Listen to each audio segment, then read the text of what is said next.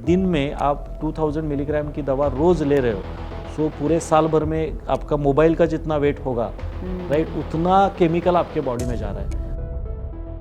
Every pill what ever, अगर वो chemical पिल है तो उसका एक रिजल्ट होगा, लेकिन एक रिजल्ट के साथ, एक इफेक्ट के साथ एक साइड इफेक्ट भी आपको उसका कॉम्प्लीमेंट्री मिलेगा।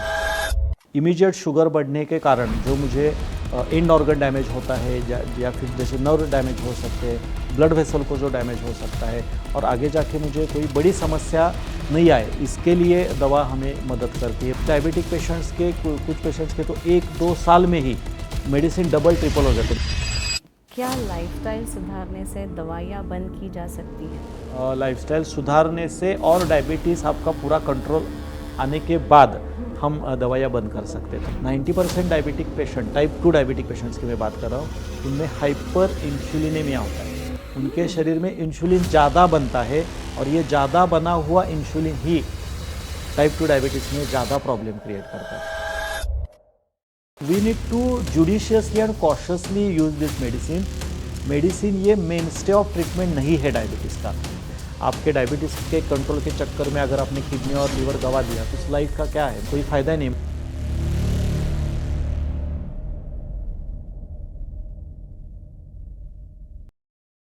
हेलो एंड वेलकम दोस्तों, DFF यानी diabetes free for ever Hindi के इस ब्रांड न्यू पॉडकास्ट में ये हमारा चौथा पॉडकास्ट है। और इस पॉडकास्ट में हम जानने वाले हैं कि डायबिटीज़ की जो दवाइयाँ मरीजों को दी जाती हैं उसके कुछ साइड इफ़ेक्ट्स या दुष्परिणाम होते हैं या नहीं।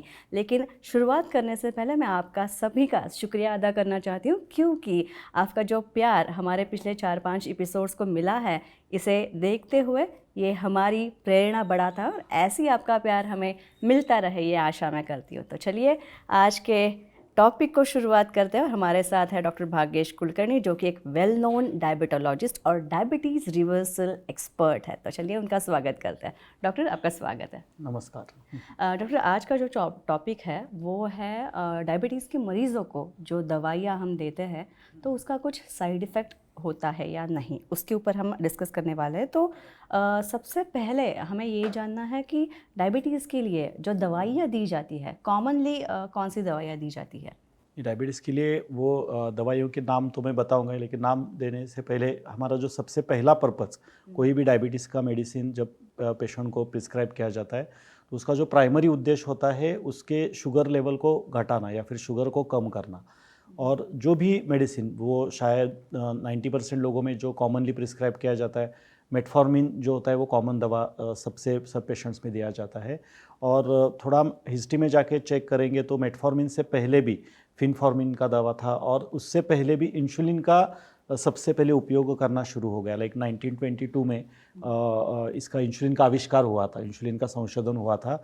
और तभी ये माना जाता था कि जैसे लाइक बोलते हैं ना कि अभी मिराकुलस ड्रग हमें मिल गया और सारे डायबिटीज़ के पेशेंट्स को इंसुलिन ही पहले दिया जाता था। अच्छा। ये बाद में 20-30 साल के बाद, मतलब तकरीबन 1946 या 1950s में ये पता चल गया कि इंसुलिन का उपयोग सिर्फ जो टाइप 1 डायबिटीज़ होता है या फिर जो छोटे बच्चों में जिनमें इंसुलिन तैयार ही नहीं होता है, उन पेशेंट्स में इंसुलिन का फ़ायदा होता है। लेकिन अगर मेरी लाइफस्टाइल गलत चल रही है और गलत लाइफस्टाइल के चलते अगर मुझे इंसुलिन रेजिस्टेंस बढ़ा है और उसके वजह से अगर मुझे डायबिटीज़ हुआ है, तो उसमें इंसुलिन का इतना उपयोग नहीं होता है।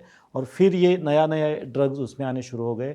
सो मेटफॉर्मिन, ये जो कॉमनली प्रिस्क्राइब ये दवा इसमें इस्तेमाल की जाती है।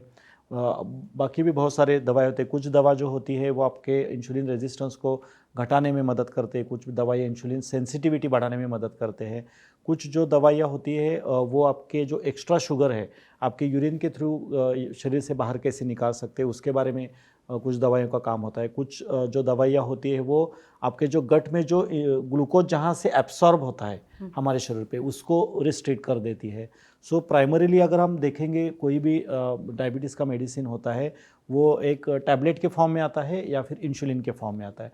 और ये सारे दवाइयों का पर्पज़ होता है आइदर मेरे शरीर में शुगर जहाँ से आ रहा है, मतलब कार्बोहाइड्रेट का डाइजेशन मेरे गट में जहाँ पे हो रहा है वहाँ पे कुछ ना कुछ तो काम करे, या फिर लीवर में जो ज़्यादा शुगर बन रहा है उसको घटाए, या फिर ब्लड में शुगर बढ़ने के बाद उसको मसल तक कैसे ज़्यादातर पहुँचा सकते हैं उसके लिए काम करे, या फिर इंसुलिन का जो मेरे पैनक्रियास से जो सिक्रीशन है, जो स्वादुपिंड से जो सिक्रेट होता है उसको कैसे बढ़ा सकते हैं, उसके ऊपर कुछ डायबिटीज़ की दवाइयाँ काम करती है। और सबका एक ही पर्पज़ होता है, जो एक्स्ट्रा शुगर ब्लड में पड़ा है, जो मेरे शरीर में कुछ ना कुछ तो डैमेज कर सकता है, कॉम्प्लिकेशन की तरफ मुझे लेके जा सकता है, उसको हम कॉम्प्लिकेशन से हमें बचाने का काम ये जो भी दवा होती है वो दवा करती है।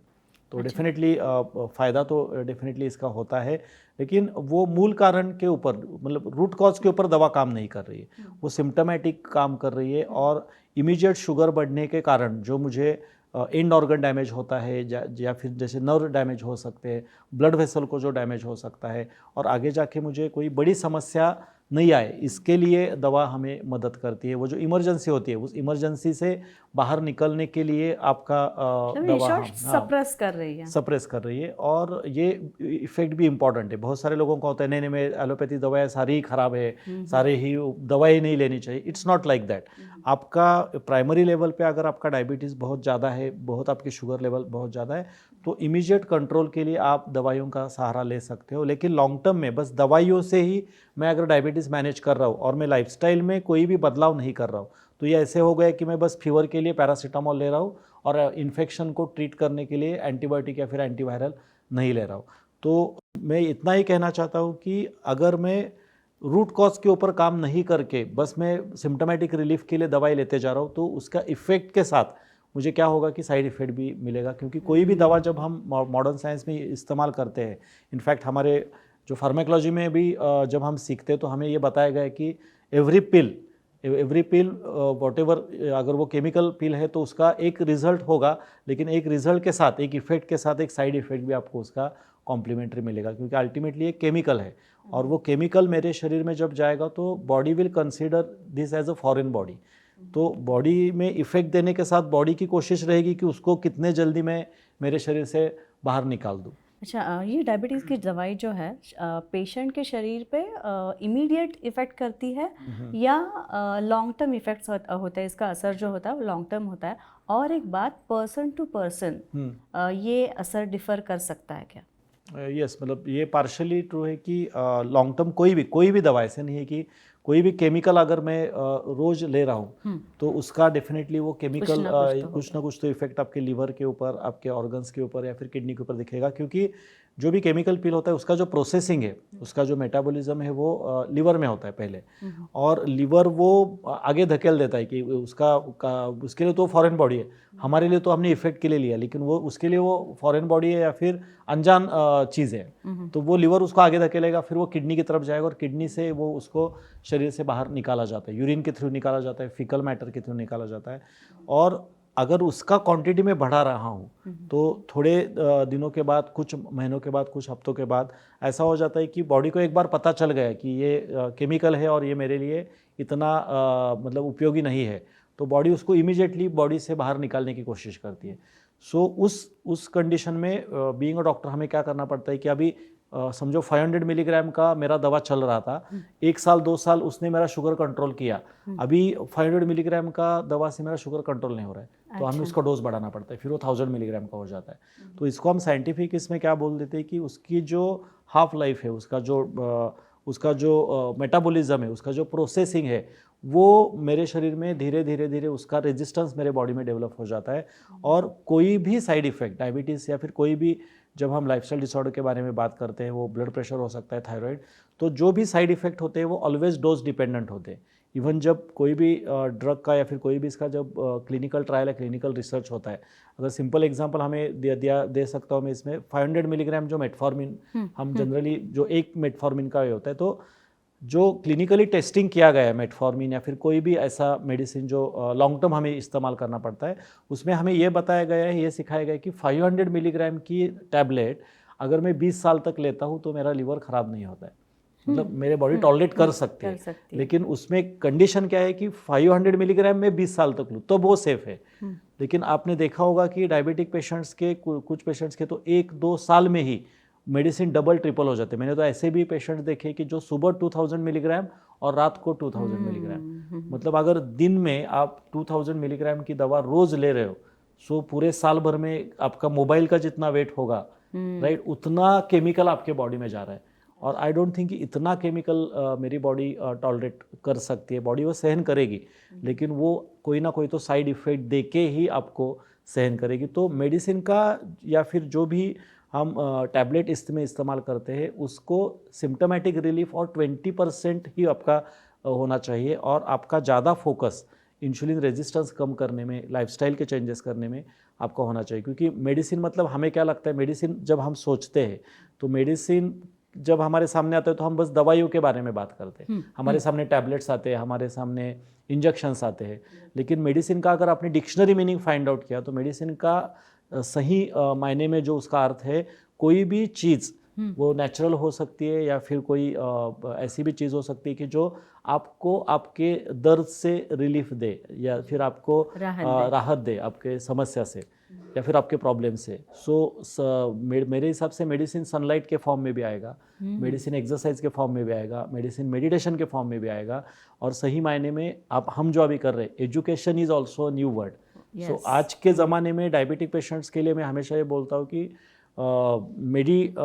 मेडिकेशन से ज़्यादा एजुकेशन की ज़रूरत है।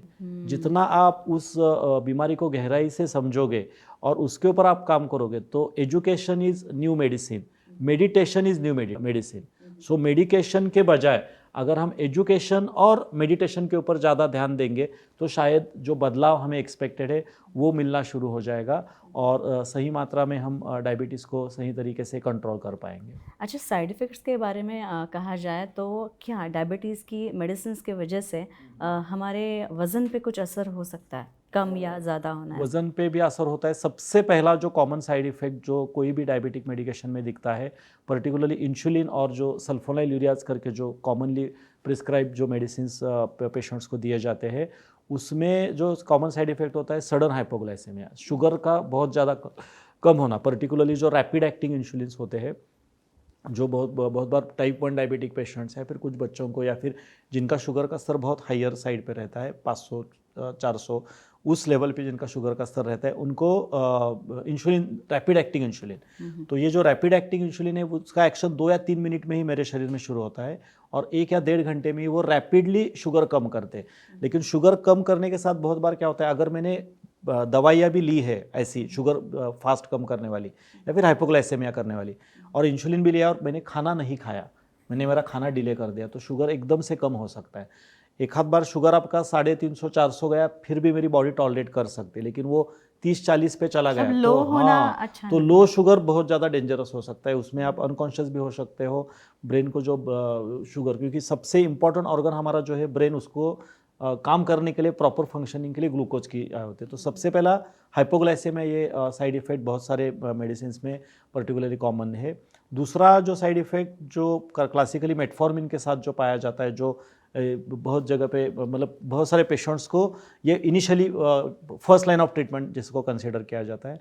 Classical side effect of metformin is गट का आपका जो फ्लोरा है वो कहीं ना कहीं तो डिस्टर्ब हो जाता है। गट का फ्लोरा डिस्टर्ब होने के साथ लूज मोशंस होना, एसिडिटी बढ़ना, फ्लैटुलेंस मतलब ब्लोटिंग जैसा सेंसेशन बोलते हैं। बहुत सारे पेशेंट बोलते हैं कि ये दवा शुरू कर मुझे गैस की तकलीफ हो रही है और मुझे ऐसे एसिडिटी का फीलिंग आता है, या फिर मुझे लूज मोशन का फीलिंग आता है, कोई भी खाना खाए तो उसका डाइजेशन अच्छा नहीं होता है। तो ये क्लासिकल सिम्टम प्रॉब्लम मेटफॉर्मिन के साथ एसोसिएटेड है। मेटफॉर्मिन के साथ और एक प्रॉब्लम जो साइड इफेक्ट कॉमनली दिखता है वो है B12 की कमी होना, क्योंकि आपका गट पे जहाँ पे आपका विटामिन B12 एब्सॉर्ब होता है, जहाँ से उसको हमारे शरीर में जिसका एब्सॉर्प्शन किया जाता है, वो लेयर मेटफॉर्मिन की वजह से कम हो जाता है। इंट्रिंसिक फैक्टर जो मेरे शरीर में फॉलिक एसिड और हीमोग्लोबिन बनाने के लिए या फिर मेंटेन करने के लिए ज़रूरत है, वो भी गट फ्लोरा के साथ वो भी कम हो जाता है। तो बहुत सारे आप देखते होंगे कि जो भी डायबिटिक के पेशेंट्स हैं वो उनकी कंप्लेंट रहती है कि मुझे बार बार B12 की कमी रहती है, मेरे बाल गिरते हैं, मुझे थकान लगता है, इरिटेबिलिटी बढ़ती है, या फिर मेरे जॉइंट्स पेन होते हैं, मसल पेन्स होते हैं। तो ये विशेष साइकिल कैसे है कि आपका शुगर बढ़ा इसलिए आपने मेटफॉर्मिन का डोज बढ़ाया, मेटफॉर्मिन का डोज बढ़ाया तो आपका B12 का एब्सॉर्प्शन कम हुआ, B12 का एब्सॉर्प्शन कम हुआ, इसके वजह से आपको थकान ज़्यादा लगती है, आपको वीकनेस ज़्यादा आता है, आप एक्सरसाइज नहीं करते हो, आपका क्रेविंग होता है फूड की तरफ, फिर से आपका शुगर बढ़ता है। और B12 का कम होने के कारण ये जो नर्व का जो डैमेज होता है, जिसको डायबिटिक न्यूरोपैथी हम बोलते हैं, वो और ज़्यादा एग्रीवेट हो जाता है। और बहुत बार क्या होता है, ये गट फ्लोरा ख़त्म होने के कारण मैंने कितने भी सप्लीमेंट्स खाए, प्रॉब्लम यहाँ से आगे शुरू हो जाता है। ये मतलब मेरा गट फ्लोरा तो मेरा मेटफॉर्मिन ने कम कर दिया, एब्सॉर्प्शन की ताकत भी मेरे शरीर की कम हो गई। आगे जाके क्या होगा कि बस B12 ही नहीं, जो भी मिनरल्स, जो भी विटामिन्स मेरे खाने से या फिर मैं अगर कोई दवा सप्लीमेंट के माध्यम से ले रहा हूँ तो उसका भी एब्सॉर्प्शन 90% तक कम होता है। सो बहुत सारे पेशेंट्स में देख रहा हूँ कि वो साल ब साल, महीनों महीनों तक वो B12 लेते हैं, विटामिन डी, फॉलिक एसिड चल रहा है, लेकिन उनका हमेशा जब चेक किया जाए तो वो कम रहता है। वो खाने में भी अच्छा इस्तेमाल कर रहे हैं, तो उनके वो सप्लीमेंट में या फिर उनके खाने में कहीं प्रॉब्लम नहीं है। जो उनका गट का एब्सॉर्प्शन जो कम हुआ है वहाँ पे काम करना बहुत ज़रूरी होता है। नहीं तो क्या है कि आपने वो ले लिया और 90% वो आपके यूरिन और टॉयलेट के थ्रू वो बाहर निकल गया। सो ये सबसे इम्पॉर्टेंट मेटफॉर्मिन का साइड इफ़ेक्ट दिखता है। जैसे कि आपने पूछा कि वज़न किसी चीज़ से, तो इंसुलिन से भी वज़न बढ़ता है। और कोई पायोग्लिटाजोन नाम का एक दवा आता है जो शुगर कम करने के लिए हम इस्तेमाल करते हैं, तो उससे भी वेट बढ़ता है। लेकिन ये जो दो दवाएं वो आपका वेट नहीं बढ़ाते, वो आपके शरीर के अंदर सूजन पैदा करते हैं। हमें लगता है कि उसका वेट बढ़ गया है, लेकिन इंसुलिन और ये जो पायोग्लिटाजोन दवा मैंने बताई, उसका काम है ज़्यादा से ज़्यादा पानी को पकड़ के रखना और फैट को पकड़ के रखना। मतलब वो शरीर के अंदर जो हमारी कोशिकाएँ होती है या फिर जो सेल्स होते हैं, वहाँ पे जाके इन्फ्लेमेशन मतलब सूजन पैदा करता है।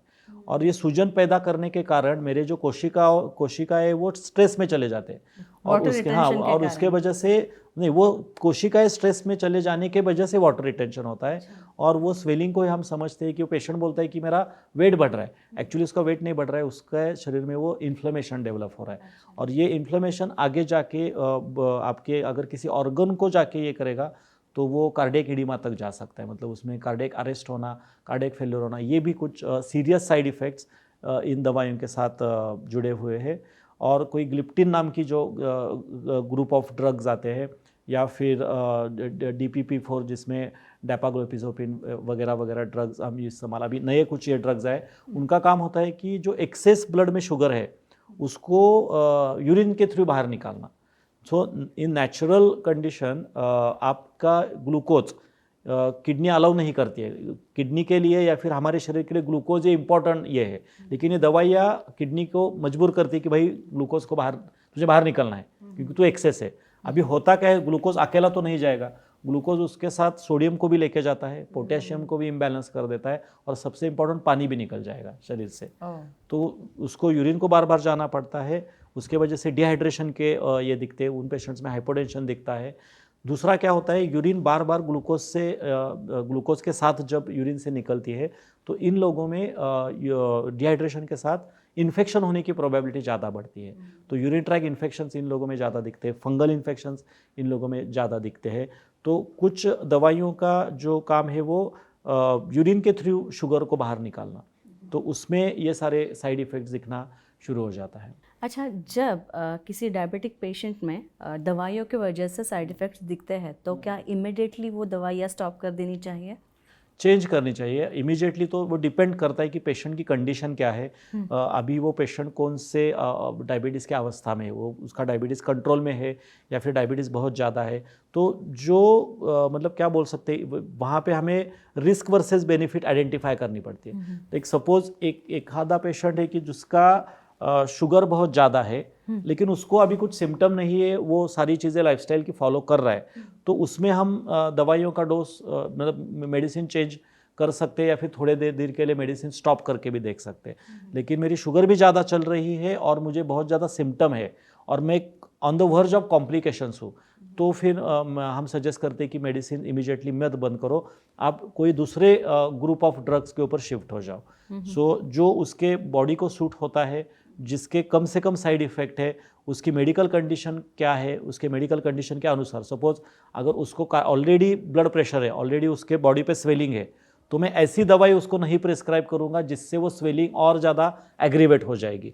ऑलरेडी अगर उसको हाइपरटेंशन है, उसमें अगर उसको कार्डियक एडिमा हो गया तो वो और ज़्यादा उस तकलीफ में जाएगा। तो वो उसकी बॉडी की कंडीशन उसको कौन सी अदर कंडीशन डायबिटीज़ के साथ है, वो समझ के आपको केयरफुली ड्रग चूज़ करना पड़ता है। लेकिन यूजुअली हम रेकमेंड करते हैं कि अब्रप्टली आपको मेडिसिन नहीं बंद करना है। अब्रप्टली आप मेडिसिन बंद करोगे, इंसुलिन हो सकता है या फिर तो बॉडी को उस मेडिसिन की भी आदत हो गई है और आपने अभी तक आपके लाइफस्टाइल में अगर उतना बदलाव नहीं लाया है तो आपकी शुगर एकदम सडनली शूट हो सकती है। ये कैसे होता है कि जैसे मैंने बताया कि शुगर आपका दवाइयों लेके अगर आपका 150, 150, 200 के करीब रहता है, राइट, और आपने समझो मेडिसिन बंद कर दिया और शुगर आपका एकदम से 400-500 चला गया, तो दवाइयाँ लेके शुगर कंट्रोल करके जो आपको थोड़े बहुत साइड इफेक्ट दिख रहे हैं वो मेरे लिए चलेंगे, रादर देन वो शुगर मेरा 400-500 जा रहा है और इमीडिएटली मेरे आंखों की रोशनी चली गई, तो वो इरिवर्सिबल डैमेज हो सकता है एकदम से अगर शुगर बढ़ गया तो इस कंडीशन में आपको धीरे धीरे लाइफस्टाइल में चेंजेस करो, उसको ग्रेजुअली रिड्यूस करो, उसको चेक करो कि शुगर का स्तर दवाइयाँ कम करने के बावजूद अच्छा रह रहा है, नॉर्मल में आ रहा है, फिर आप धीरे धीरे वो कम करोगे तो आपके लिए उसका फ़ायदा होगा। तब तक के लिए आप दवाइयाँ पूरी तरह से मत बंद करो, आप उसको आइदर आयुर्वेदिक मेडिसिन के ऊपर, हर्बल मेडिसिन के ऊपर आप कोशिश करो, या फिर ग्रुप ऑफ जो ड्रग है जो कम से कम साइड इफेक्ट पेशेंट के लिए दे सकता है उसके ऊपर आपको लाना जरूरी है। इमीडिएटली कोई भी दवा डायबिटीज़ की नहीं बंद करनी चाहिए, it should be a gradual change. जी डॉक्टर साहब, हर मरीज़ की प्रकृति अलग, हर एक का शरीर अलग, तो हर डायबिटिक पेशेंट में क्या जांच करके फिर दवाइयाँ देना ज़्यादा महत्वपूर्ण है? यस, 100%, क्योंकि अगर पहले से अगर पेशेंट का वजन कम है, समझो कि आपका क्वेश्चन का मैं एक एग्जांपल के थ्रू आंसर देना चाहूँगा कि मेरे पास पेशेंट्स आते हैं, उसका अलग अलग क्राइटेरिया होता है, कोई ओवरवेट पेशेंट होता है, कोई नॉर्मल वेट होता है, कोई अंडर वेट होता है। तो अभी मेटफॉर्मिन का काम है शरीर में जो एक्सेसिव फैट है उसको घटाना, मतलब वजन कम कम होना, ये मेटफॉर्मिन का काम है। तो मेरे पास अगर अंडर वेट पेशेंट आया और उसको मैंने अगर हायर डोज में मेटफॉर्मिन दे दिया, शुगर कंट्रोल होगा लेकिन उसका वजन और 5-6 किलो कम हो जाएगा, तो वो मुझे नहीं चाहिए। तो मैं ओवरवेट पेशेंट्स में मेटफॉर्मिन का डोज एडजस्ट कर सकता हूँ। कुछ पेशेंट है जिसको ऑलरेडी इसका प्रॉब्लम है, नेफ्रोपैथी, मतलब उसका किडनी ऑलरेडी प्रॉब्लम में है, उसके किडनी ये हो रहा है, काम नहीं कर रहा है, क्रिएटिनिन बढ़ा हुआ है उसका, या फिर और कोई, तो I need to choose that drug very carefully. मुझे नेफ्रोटॉक्सिक जो भी किडनी को डैमेज करते हैं वो ड्रग्स मुझे नहीं चूज़ करने। कुछ जो ड्रग्स होते हैं वो खास करके प्रेगनेंसी में अवॉइड करने के लिए बोला जाता है, क्योंकि मदर के साथ वो बच्चे के हेल्थ के ऊपर भी ये हो सकता है, या फिर अगर कोई मुझे एलर्जी है किसी ड्रग की, तो in that particular condition I need to choose better option. अगर पेशेंट यंग है 30s और उसका शुगर लेवल बहुत ज़्यादा है, तो उस कंडीशन में इंसुलिन देना ज़्यादा सेफ समझा जाता है एज़ कम्पेयर टू दवाइयाँ, क्योंकि इतने कम उम्र में अगर मैं हाई डोसेज की दवाइयाँ शुरू करूँगा तो मैं क्या कर रहा हूँ, मेरे किडनी और लीवर को स्टेक पे लगा रहा हूँ। मैं वो बोल रहा हूँ कि भाई तेरी शुगर कंट्रोल आ जाएगी, लेकिन एट द एज ऑफ 40-45 तेरा किडनी और लीवर खराब हो गया, तो चलेगा क्या? हमें वो नहीं चलेगा। सो उसमें सेफेस्ट ऑप्शन फिर बताया जाता है कि आपको इंसुलिन से आप पहले आपका शुगर कंट्रोल करो, जिसके साइड इफेक्ट भी मिनिमल है, लीवर और किडनी को ज़्यादा डैमेज नहीं पहुंचाता है। सो जो सेफेस्ट पॉसिबल ड्रग है वो मैं उसके एज के अनुसार देने की कोशिश करूंगा, और वहाँ पे एक्सपर्ट एज की ज़रूरी होती है। मैंने कोविड के बाद ये ट्रेंड पर्टिकुलर देखा है कि वो साल बर साल वो कंटिन्यू मेडिसिन वैसे है, हर महीने वही मेडिसिन वो खुद जाके मेडिकल वाले से या फिर जो दवाई बेचते हैं उनसे वो खुद ही खरीदते हैं। एक्चुअली हर 3 महीने के बाद, 6 महीने के बाद आपको एक बार डॉक्टर को क्यों दिखाने के लिए बोला है कि वो डायबिटीज़ के वजह से या दवाइयों के वजह से आपके कोई दूसरे ऑर्गन के ऊपर कोई उसका इफेक्ट, साइड इफेक्ट तो नहीं हुआ है ना, इसलिए हम कुछ चीज़ें मॉनिटर करते हैं और अकॉर्डिंग टू दैट ये डिसाइड करना बहुत ज़रूरी होता है। अच्छा, क्या लाइफस्टाइल सुधारने से दवाइयाँ बंद की जा सकती है? लाइफस्टाइल सुधारने से और डायबिटीज़ आपका पूरा कंट्रोल आने के बाद हम दवाइयाँ बंद कर सकते हैं। तो दवाइयाँ ही मतलब लेनी ही चाहिए, दवाइयों से ही ये होता है। मैं उल्टा कभी कभी बोलता हूँ पेशेंट्स को कि बहुत सारे पेशेंट्स आते हैं और उनका डायबिटीज़ अच्छी तरह से लाइफस्टाइल में बदलाव करके ठीक भी हो जाता है, तो वो उनका एक ये टेंशन रहता है कि डॉक्टर हमने दवाइयाँ बंद कर दी, अभी मुझे कुछ होगा तो नहीं, मेरा शुगर बढ़ेगा तो उससे आगे बोलते कि मैं मर तो नहीं जाऊंगा, राइट। तो मैं कभी कभी मजाक में पेशेंट से बोलता हूँ कि आप आज घर जाओगे, घर जाने के बाद भगवान के सामने हाथ जोड़ के बैठो और उसको पहले भगवान को थैंक यू बोलो कि इतनी सारी दवाइयाँ खा के भी अभी मैं जिंदा हूँ, इसलिए आप उनको पहले ग्रेटिट्यूड व्यक्त करो। सो दवाइयाँ मतलब बंद करने का जो सही एक सटीक तरीका है उस तरीके से अगर आप जाओगे, आपके लाइफस्टाइल चेंजेस ग्रेजुअली, मतलब इनिशियली कोई भी आप लाइफस्टाइल चेंज करते हो तो आपको कम से कम 3 महीने का एक समय खुद के लिए रखना है कि जो डोज चेंज करना है। इमीडिएटली मेरी शुगर कंट्रोल आ गई, मैंने कम कर दिया, ऐसे नहीं होता है। अनलेस एंड अनटिल आपका शुगर बहुत लो, हाइपोग्लाइसेमिया होता है, तो आपका दवाइयों का डोज कम होता है।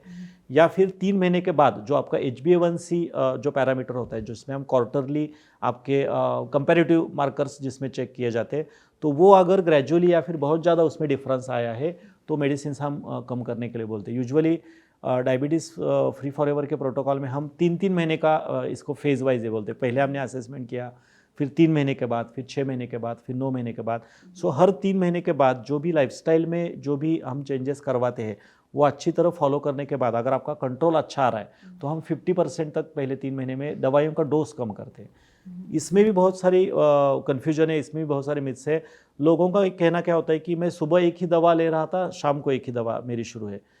शुरुआत में उनका दवा एक एक ही रहता है और 6 महीने के बाद लाइफस्टाइल उनका चेंज करने के बाद भी उनका दवा एक एक रहता है। तो वो बोलते हैं कि मेरी दवा तो कम नहीं हुई, सो दे काउंट नंबर्स। तो मैं उनको ये बताने की कोशिश करता हूँ कि भाई पहले तेरी जो दवा चल रही थी वो सुबह 1000 मिलीग्राम की थी और रात को 1000 मिलीग्राम, टोटल डोज हो गया 2000 मिलीग्राम का। अभी 6 मंथ्स तुमने लाइफस्टाइल फॉलो किया है, अभी तुम्हें सुबह 1 मिलीग्राम की दवा शुरू है, रात को 1 मिलीग्राम की। मतलब 2000 मिलीग्राम से तेरा डोज घट के कितना आया, 2 मिलीग्राम। मतलब कितने परसेंट तेरा मेडिसिन कम हुआ, 99% मेडिसिन कम हुआ। So you have to calculate that dose. बहुत सारे लोग दवाइयाँ गिनते हैं, दवाइयाँ गिनो कोई प्रॉब्लम नहीं, लेकिन दवाइयों का मतलब ऐसा हो सकता है कि एक व्यक्ति है दिन में 3 बार 2 मिलीग्राम की दवा तीन बार ले रहा है, ओके, और एक ही व्यक्ति है जो सुबह एक ही दवा ले रहा है। तो बहुत सारे लोग क्या बोलते हैं वो, लेकिन वो एक दवा ले रहा है, वो 2000 मिलीग्राम की ले रहा है। तो मेरे लिए वो 2000 मिलीग्राम दवा लेने वाला, क्योंकि उसका डोज काफ़ी ज़्यादा है। सो दवाइयों के जो साइड इफेक्ट है वो डोज डिपेंडेंट है। उसका आपने कितने क्वांटिटी में लिए, मैं ये दवा ले रहा हूँ वो दे रहा हूँ, you have to calculate your dose. So मैं दर्शकों को यही बताना चाहता हूँ, यहाँ से आगे अगर आप डायबिटीज़ कंट्रोल करना चाहते हो और दवाइयों का आपका ये कम करना है तो आप देखो कि उसका डोज जो है वो जितने जल्दी हो सके कैसे कम होता है। और ऐसे डॉक्टर, ऐसे संस्था के साथ या फिर ऐसे हॉस्पिटल के साथ आप जुड़ने की कोशिश करो जो ग्रेजुअली आपको लाइफस्टाइल चेंजेस करने के लिए मोटिवेटेड रखते हैं और धीरे धीरे जैसे जैसे आपकी उम्र बढ़ती है, जैसे जैसे आपका डायबिटीज़ का प्रोग्रेशन होता है, आपके दवाइयों के डोज कम करने के लिए आपको मोटिवेटेड रखते हैं। ऐसे डॉक्टर को ढूंढना बहुत ज़रूरी है। जो शुगर बढ़ने के बाद मेरी बस दवाइयाँ बढ़ा रहा है, वो आपको मतलब क्या है कि वो सफरिंग के रोड पे आप जा रहे हो। वो आपको एक फॉल्स सेंस ऑफ सिक्योरिटी में, दवा का सबसे डिसएडवांटेज क्या है कि इमीडिएट उसका रिजल्ट हमें दृश्य स्वरूप में दिखता है, तो हमें एक फॉल्स सेंस ऑफ सिक्योरिटी आती है, हाँ मेरा सब अच्छा चल रहा है।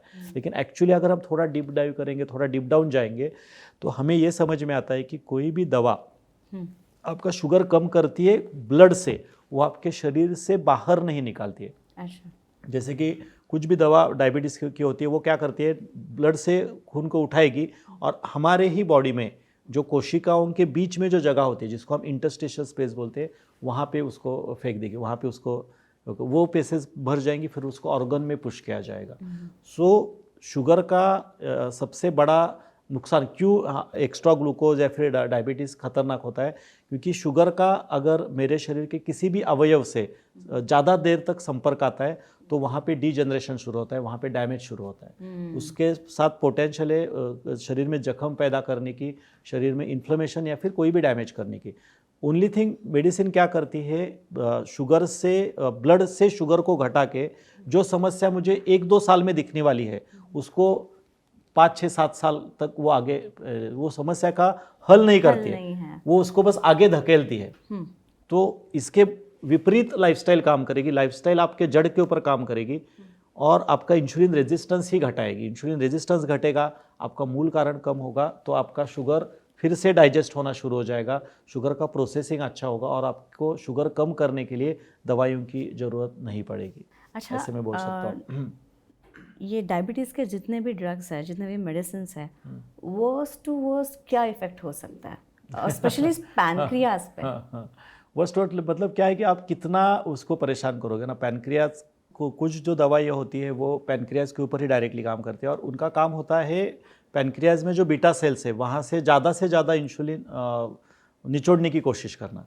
लेकिन अगर मुझे टाइप 2 डायबिटीज़ है और मेरे शरीर में इंसुलिन रेजिस्टेंस है तो मैं दवाइयों का डोज बढ़ा के या फिर ज़्यादा इंसुलिन निचोड़ के क्या कर रहा हूँ, वो मेरे बॉडी में प्रॉब्लम ये हो जाता है उन लोगों में, थोड़े दिन के बाद वो पैनक्रियास थक जाता है, वो बोलता है कि भाई मैं कितना इंसुलिन ये करूँ, मतलब इंसुलिन पैदा करने की जो क्षमता है हमारे शरीर की या पैनक्रियास की वो लिमिटेड है और वो इंसुलिन तैयार भी करता है। लेकिन प्रॉब्लम ये होता है कि वो इंसुलिन जब ग्लूकोज को मेरे कोशिकाओं तक लेके जाएगा, वो कोशिकाओं के दरवाजे बंद है इंसुलिन रेजिस्टेंस की वजह से, तो वो इंसुलिन को समझ में नहीं आता है कि मैं ये शुगर का करूँ क्या, इसको कहाँ पे लेके जाऊँ। तो वो जो बढ़ा हुआ इंसुलिन है जहाँ पर भी जगह मिले शरीर में वहाँ पे वो ग्लूकोज को पुश करने की कोशिश करता है। तो बहुत सारे डायबिटिक पेशेंट्स में हमने देखा है कि उनका एक गलत फहमी होती है कि डायबिटीज़ है तो मेरे शरीर में इंसुलिन तैयार नहीं होता है। 90% diabetic patient, type 2 diabetic patients की मैं बात कर रहा हूँ, उनमें हाइपर इंसुलिनेमिया होता है, उनके शरीर में इंसुलिन ज़्यादा बनता है और ये ज़्यादा बना हुआ इंसुलिन ही टाइप 2 डायबिटीज़ में ज़्यादा प्रॉब्लम क्रिएट करता है। तो उसके लिए आपका फास्टिंग या फिर पीपी शुगर चेक करके नहीं फ़ायदा होता है, उसके लिए आपको आपके शरीर का फास्टिंग इंसुलिन चेक करना पड़ता है जो नॉर्मली 2 to 6 के बीच में चाहिए। वो अगर बहुत ज़्यादा बढ़ा हुआ है इसके मतलब मेरे शरीर में इंसुलिन रेजिस्टेंस ज़्यादा है, तो मुझे ऐसी दवाई नहीं देनी है, लाइक इंसुलिन मुझे उसको ऊपर से देने की ज़रूरत नहीं है, या फिर और ज़्यादा इंसुलिन तैयार करने के लिए पैनक्रियाज के ऊपर प्रेशर डाल के कोई भी फ़ायदा नहीं होगा, पैनक्रियाज थक जाएगा और बीटा सेल पूरी तरह से ही डीएक्टिवेट हो सकते हैं। तो ये चीज़ आपको अवॉइड करना इसमें बहुत ज़रूरी है। कुछ मेडिसिन के बहुत ज़्यादा साइड इफ़ेक्ट, जैसे मैंने बोला बीच में पायोग्लिटाजोन का नाम लिया था कि उसमें ब्लैडर कैंसर की रिस्क है। तो अगर आपको वो डोज, अगर वो भी डोज डिपेंडेंट है, मिनिमल डोज रखते हैं तो इतना नहीं होता है। आपको शायद पता होगा कि ये जो ग्लिटाजोन से ये काफ़ी सारे कंट्रीज़ में, इंडिया छोड़ के या फिर एशियन कंट्रीज़ को छोड़ दे तो बहुत सारे कंट्रीज़ में इसको बैन किया गया है, क्योंकि इसके साथ दो प्रॉब्लम्स है। एक तो कार्डियक इडिमा मतलब हार्ट के मसल्स को या फिर हार्ट को ही सूजन आना और कार्डियक अरेस्ट तक जाते हैं, काफ़ी सारे डेथ्स भी इसके वजह से हुए हैं। और ब्लैडर कैंसर की रिस्क ये पायोग्लिटाजोन के साथ एसोसिएटेड है। तो जितना हो सके आपको इन ड्रग्स या फिर इन इससे बचना बहुत ज़रूरी है। बहुत सारे जो डायबिटीज़ के मेडिसिन है उसका जो मेटाबॉलिज्म है वो लीवर में होता है, तो अगर आप वो डोज बढ़ाओगे तो उसका कोई ना कोई इफेक्ट लीवर के ऊपर होगा। और आप आज देखोगे तो every alternate diabetic patient is cirrhotic.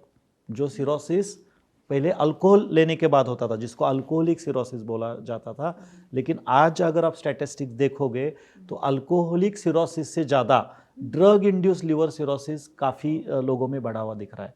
और ये ड्रग इंड्यूस लिवर सिरोसिस जो है वो बढ़ने का एक कारण जो है ये लाइफस्टाइल डिसऑर्डर्स के लिए जो मेडिसिन प्रिस्क्राइब किए जाते हैं वो एक कारण इसमें बना हुआ है। तो ये भी लाइफ थ्रेटनिंग है, मेरा लीवर ख़राब हो गया पूरा। बहुत सारे डायबिटिक पेशेंट्स में किडनी ख़राब हो जाती है, तो इसका भी एक कारण है कि मेरा डोज जितना बढ़ेगा, ये जो बहुत सारे जो डायबिटिक के मेडिसिन है, इंसुलिन या फिर एक दो ड्रग हम छोड़ देते हैं, लेकिन 70% जो डायबिटिक मेडिकेशन है वो आपके किडनी टिश्यूज़ को डैमेज करते ही करते हैं। तो लॉन्ग टर्म में अगर आप बस मेडिसिन पे डिपेंडेंट हो, आप क्या कर रहे हो, यू आर जस्ट वेटिंग कि आप मेरी किडनी कब फेल होगी। सो क्रिएटिनिन बढ़ना, यूरिक एसिड बढ़ना, या फिर मेरा EGFR, मेरा जो फिल्ट्रेशन का रेट है वो डायबिटिक मेडिसिन के वजह से कम हो जाता है। और कई सारे मेडिसिन्स के नेफ्रोपैथी में बैन है कि उसमें अगर किडनी का मेरा कोई प्रॉब्लम है तो उसमें डायबिटिक मेडिसिन्स रेकमेंड नहीं की जाती है। तो ये सारे साइड इफ़ेक्ट्स है, वो फेटल साइड इफ़ेक्ट्स है, राइट। आपके डायबिटीज़ के कंट्रोल के चक्कर में अगर आपने किडनी और लीवर गवा दिया तो उस लाइफ का क्या है, मतलब कोई फ़ायदा ही नहीं। मेरे बहुत सारे पेशेंट्स को मैं देखता हूँ हॉस्पिटल में आने के बाद वो डॉक्टर बोलते कि वो उसकी डेथ हो गई, वो बोलते हैं कि ऑर्गन फेलियर की वजह से। और हम बोल रहे कि आखिरी सांस तक उनका शुगर कंट्रोल में हमने रखा, आखिरी सांस तक उनका ब्लड प्रेशर, उस नॉर्मल शुगर और नॉर्मल ब्लड प्रेशर को लेके क्या करेंगे, वो पेशेंट की तो जान चली गई। So we need to judiciously and cautiously use this medicine. Medicine should not be used as a privilege and medicine ये कैसे है, ये कॉम्प्लीमेंट्री है। मेडिसिन ये मेनस्टे ऑफ ट्रीटमेंट नहीं है डायबिटीज़ का। जी। ये लोगों को हमें एजुकेट करना चाहिए, अवेयर करना चाहिए, और ये बीइंग अ डॉक्टर मुझे ऐसे लगता है ये हमारा काम है। पेशेंट जब होप के साथ डॉक्टर के यहाँ पे आता है तो दवाई कौन सी सही है कौन सी कम है इसका पूरी तरह से नॉलेज देना, और कम से कम दवाइयों का उपयोग करके लाइफस्टाइल में चेंजेस करके पेशेंट को मैं कैसे ठीक कर सकता हूँ इसका नॉलेज देना, ये डॉक्टर का सही काम होना चाहिए जी। अनफॉर्चुनेटली आज क्या हो रहा है कि उल्टा हो रहा है, हम क्यूअर के पीछे ज़्यादा लगे हैं। जो पेशेंट को एजुकेट करना चाहिए, पेशेंट को जो नॉलेज देना चाहिए, और यही सही तरीका है और ये गलत तरीका है, इससे हमें थोड़ा बाहर पेशेंट को निकालने में मदद करनी चाहिए। और आई थिंक हम इस हमारे पॉडकास्ट के माध्यम से यही कर रहे हैं कि लोगों तक ये सही नॉलेज पहुंचा रहे हैं। तो मैं इतना ही बताना चाहता हूँ इनमें कि आपको दवाइयाँ मतलब इतनी भी ख़राब नहीं है कि भाई आपको उसको पूरा ही हेट करना है, या फिर ऐसा कुछ नहीं कि डॉक्टर भाग्येश का किसी फार्मास्यूटिकल कंपनी या मैं भी मॉडर्न सा इसका हूँ, मैंने भी सारी चीज़ें पढ़ी है, और इसका सही तरीके से हमें उपयोग करना आना चाहिए। एक स्किल है मेडिसिन मैनेजमेंट ऑल्सो, लेकिन उतना ही आप मेन स्टे मत रखो। ये मेरा लोगों को या दर्शकों को यहाँ पे ये रहेगा, रिक्वेस्ट रहेगा, या फिर संदेश रहेगा। जी, तो आपने देखा कि बीमारी है तो दवाइयाँ आएंगी, लेकिन दवाइयों के साइड इफ़ेक्ट भी उसके साथ आएंगे। लेकिन अगर साइड इफ़ेक्ट हो जाए, कोई दुष्परिणाम हो भी जाए तो घबराना नहीं है। और आपको अगर कुछ इतनी घबराहट महसूस भी हो रही है तो डॉक्टर्स उसी के लिए है, डॉक्टर्स के पास जाइए, उनसे खुल के बातें करिए, और डॉक्टर आपकी हर परेशानी की जो हम कहते हैं हर परेशानी का सल्यूशन आपको ज़रूर देंगे। तो डॉक्टर आप यहाँ पे आए, बहुत अच्छी चर्चा हुई, और इफ़ेक्ट्स के बारे में, साइड इफ़ेक्ट्स के बारे में बहुत अच्छा डिस्कशन हुआ, इसके लिए बहुत बहुत शुक्रिया। Thank you. तो हम इस पॉडकास्ट में यहीं पर रुक रहे हैं, लेकिन अगले पॉडकास्ट में नए सब्जेक्ट के साथ हम ज़रूर आपसे मिलेंगे। और जाते जाते और एक बात याद दिला दूँ, वो हमारा ये चैनल लाइक, शेयर और सब्सक्राइब करना ना भूलें। नमस्कार।